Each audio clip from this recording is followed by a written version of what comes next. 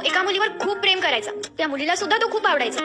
एके दिवशी असंच तो मुलगा त्या मुलीला लग्नासाठी विचारतो आणि ती मुलगी त्याला म्हणते की अरे तुझ्या एका महिन्याचा पगार माझ्या एका दिवसाचा खर्च आहे, आणि त्याला नकार देऊन तिथून निघून जाते. 10 वर्षानंतर ते दोघंही पुन्हा एका मॉलमध्ये भेटतात. मुलगी तिच्या छोट्याशा मुलाला म्हणते की हे बघ तुझे मामा, आणि त्याच्याजवळ जाऊन त्याला सांगते की माझा नवरा एका मल्टीनॅशनल कंपनीत कामाला आहे आणि त्याला महिन्याला 1.5 लाख रुपये पगार आहे.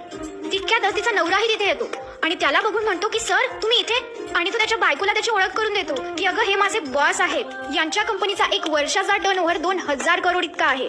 आणि त्याचा बॉस तिथून गेल्यावर तो त्याच्या बायकोला सांगतो की हे एका मुलीवर खूप प्रेम करतात आणि तिच्यामुळे त्यांनी अजून लग्न सुद्धा केलं नाही.